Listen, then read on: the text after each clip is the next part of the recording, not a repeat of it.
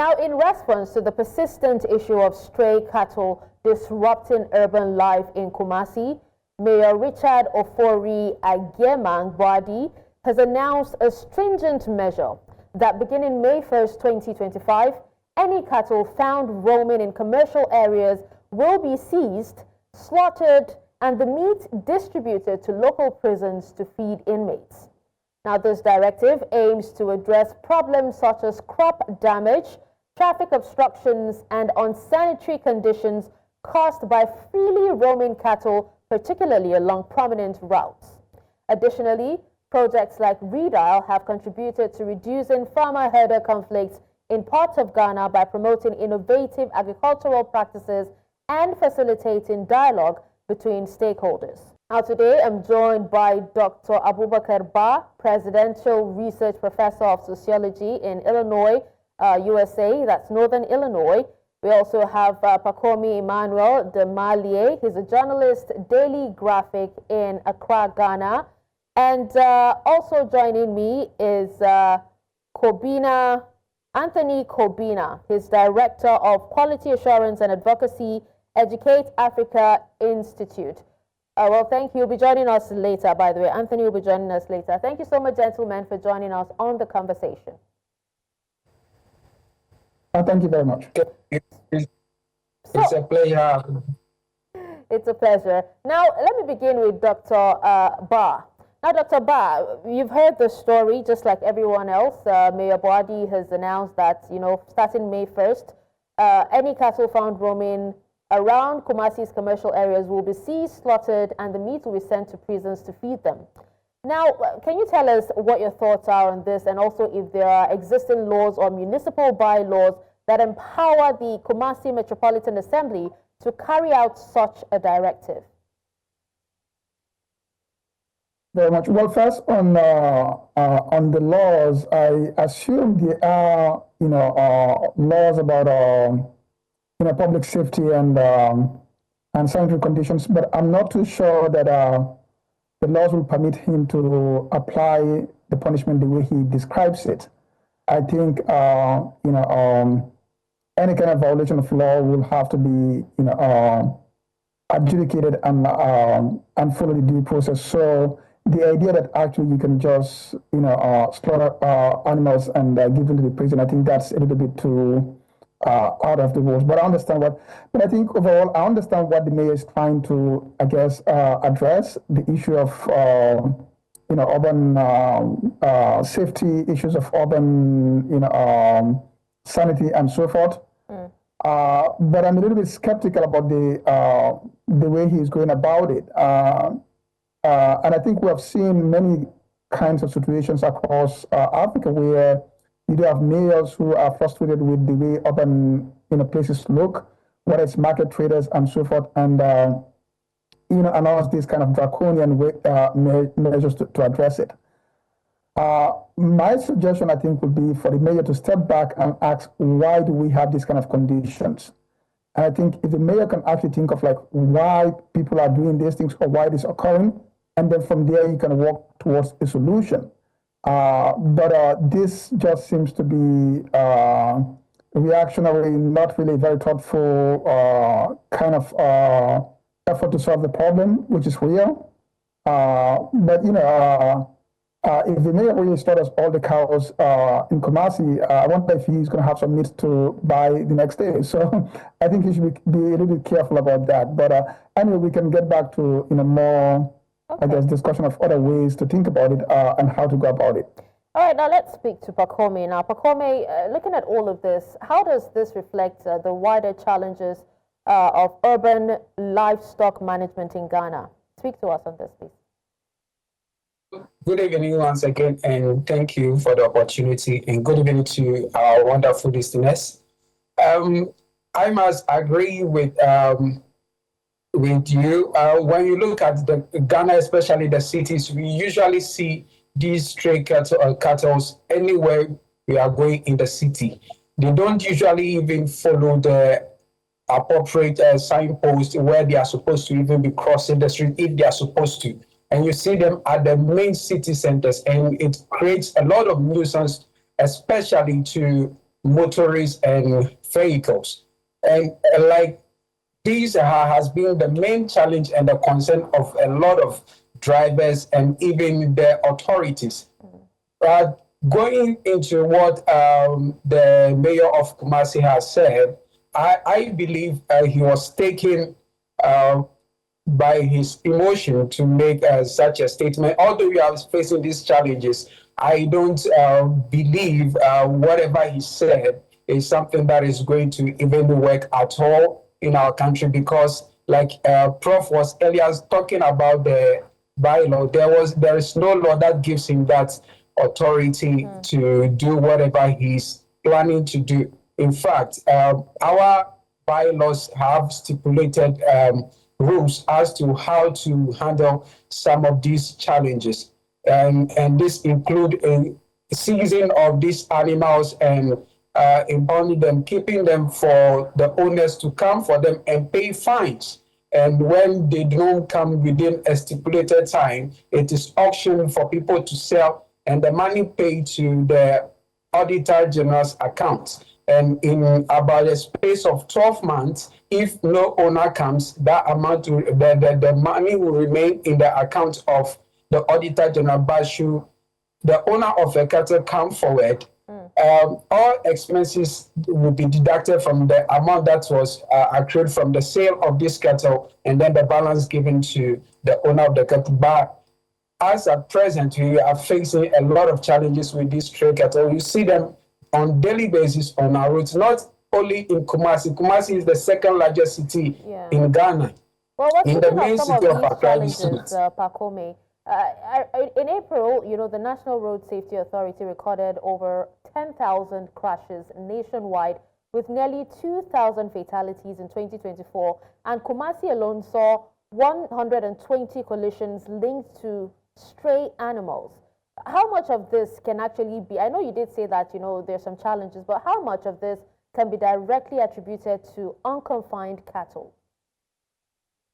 Well, it would be difficult to make a specific attribution sitting in this corner. But yes, it is something that we see on frequent basis. Sometimes you don't even see them. These are animals that have been led by some people, but because they are not vehicles that you promptly maybe see them, maybe when they are coming, they can just run into you or you run into them, because you don't often, I am not able to even give them those notice like the normal vehicles that are passing by.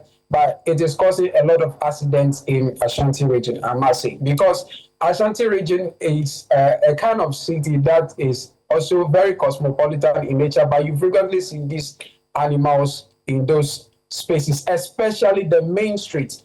In Accra, you can even make exception with the main city centers, but with Kumasi, that is very frequent. The mayor was talking about the principal streets between the airport, the international airport, the Kumasi International Airport, and the seat of the traditional authority, that is Otum for Osetu. So that is the main principal street. And you see these cattle there, and they run into you, causing accident. On the average, from where I sit, I can say that maybe in 10 out of 10 accidents, you could have 2 be attributed to these animals. Okay, now let's speak to Dr. Bah. How is this policy likely to affect livelihoods of herders, especially those who depend on open grazing, for their day-to-day feeding and just their livelihoods in general? Should there be alternative grazing arrangements or even compensation schemes that should be offered to prevent economic hardship? Yeah, so I think, it's really important that, when you identify a problem, and in this case, it is a problem, the question of urban, safety and so forth, it is a problem. But I think you have to have thoughtful solutions. You cannot just go on the whim. So maybe you have to start, why is this happening? My assumption is that it's not that because people who own cattle really want their cattle to be roaming around. I mean, they don't like that. I mean, it's actually risky for them. I mean, they lose their cattle and so forth. So if you have to ask, why is this happening? You can actually identify reasons. So one possible problem here is actually just a lack of feed. Now, if you think of it in urban, ranching is part of the agricultural economy. It contributes to the food production of the city and the country. This is actually people's livelihood. I mean, the people who are actually owning these cattle, these are very hard-working young people. They are really not criminals who are intent on breaking law. But it is just the conditions somehow that doesn't allow for, a proper way of doing it. So maybe I think what the mayor really needs to do is to talk to these people, identify this why they cannot keep their cattle within bounds, and begin to work from there. What will be the potential solutions? Is it a question of lack of feeds? Is it a lack of proper, caging? And then work with them from there. But I think you have to understand that these are people who are actually doing hard work, and agriculture contributes to, the economy and the livelihood and the well-being of the people of Accra. Now, of Kumasi and the country. So I think, but I think this is where the mayor can really benefit from, having consult other people, talk to other people. And I think I should know that we're talking of a different problem here, because this is about urban ranching. This is different from the typical conflict that we see between farmers and herders in rural areas. So this is a uniquely urban issue. And I believe that young people have been encouraged a lot to find alternative forms of livelihoods, and urban ranching is just one of them. So work with them, help them find the solutions, whether it is feed, whether it is caging, and work from there. Okay. Now, since speaking of livelihoods, still on you, Dr. Bah, the Ministry of Food and Agriculture estimates that farmers actually lose up to $2 million annually to crop destruction by some of these unattended livestock, right? So how do you think that this slaughter and donate policy would affect, that economic burden? I think I didn't hear you before. Can you repeat it again? Okay, so I was talking about how the Ministry of Food and Agriculture estimates that farmers lose up to $2 million annually to crop destruction by some of these unattended livestock, right? Now, how do you think that this slaughter and donate policy would affect that economic burden? So if I understand it correctly, I mean, you talk of animals destroying food crops, yes, farmers, which is slightly different. So that's not the urban part of the problem of cattle rearing. It's the rural part of it. And I think that's a different set of problem, and it requires different set of solutions. In Ghana and across the region, I know these things very well. The problem between cattle rearers and farmers, I mean, so if you go back, some decades past, I mean, before all these environmental issues and so forth, there used to be like local kind of arrangement between herders and farmers and chiefs, where they will have compensation mechanisms and protocols and so forth. Most of those things have actually kind of like eroded or become kind of like difficult to apply because of environmental issues. But again, what I would say in that context, I think it's always really important to find a way to actually balance the different needs and the different interests. Here is a simple point. The simple point is that, when you think of agriculture, cattle, is a key part of that. If you were to take that out of the food chain of the country, that's a huge issue. I mean, it's a key source of protein. So I don't really think that this is an either-or kind of approach. People just need to be, creative in terms of identifying the core solutions, the core problem, and then work towards the solution to that particular problem. But again, as I emphasize, the urban aspect of things is different from the rural aspect of, cattle problems. Okay.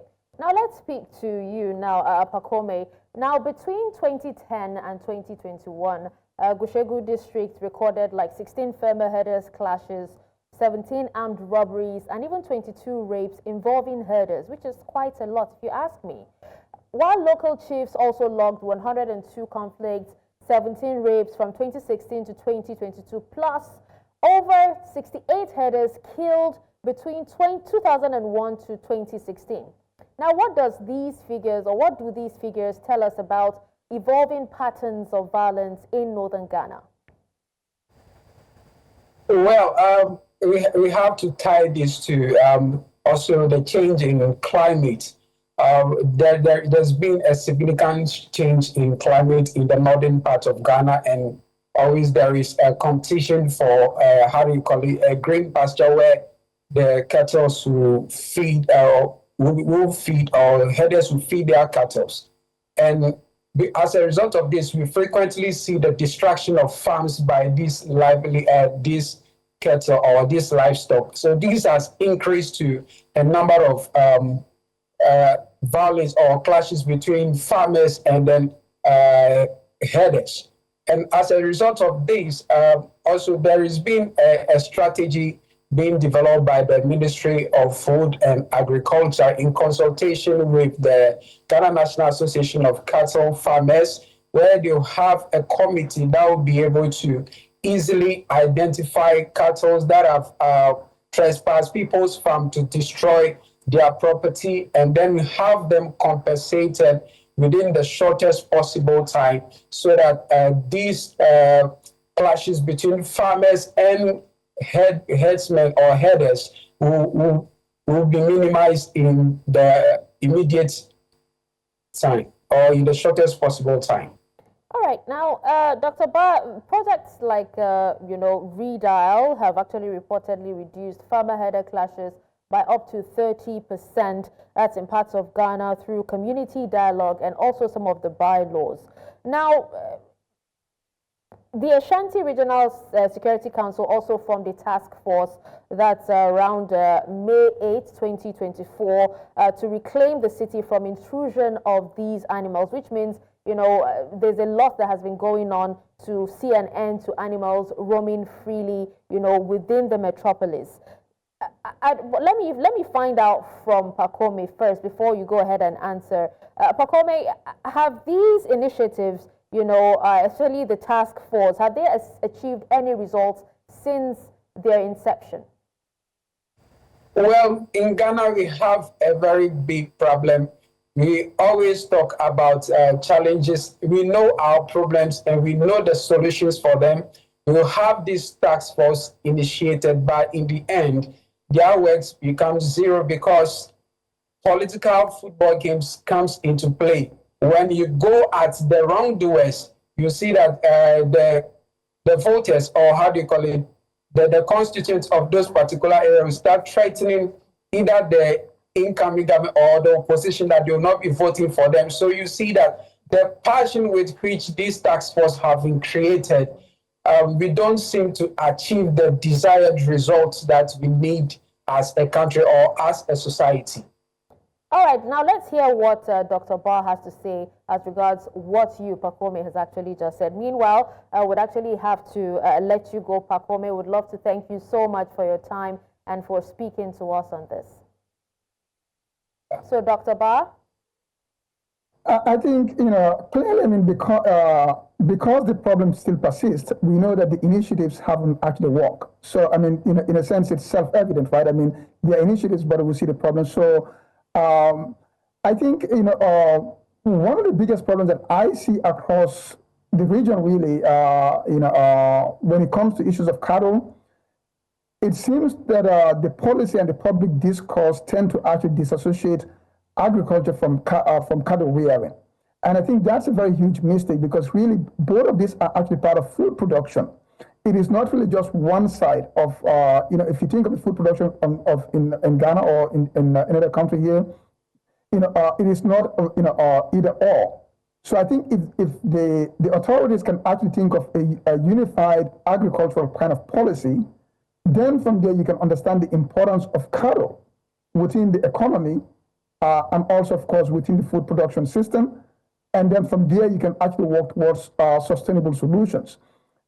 It is, of course, indeed true that you will always have these kinds of problems. The question is the extent of the problems and how can you resolve them. So, as my colleague was speaking there, having ways to identify cows and initiating quick compensation mechanisms, that's a very good way to really help reduce the conflict between farmers and cattle rearers. So again, it is those kinds of creative thinking that is actually important.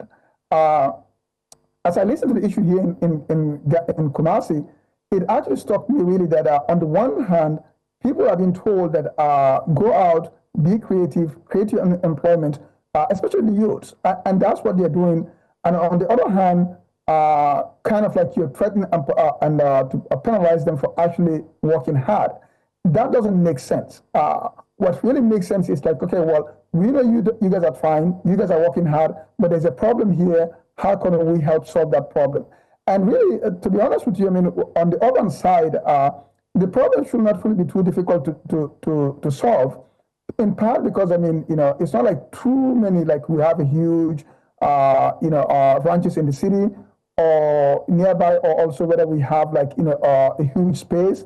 So maybe just some few investment in fencing and, helping identify sources of feed so that people get feed. That can actually go a long way. Of course, I mean, if there's some other people who are just like careless, yeah, you can apply the law, but I think help them, have good fences, help them have feeds, and let their cows be a source of, add to the agriculture and food production in the city. All right. So I'm being told that Anthony Cobbinah has actually joined us. He is Director of Quality Assurance and Advocacy, Educate Africa Institute.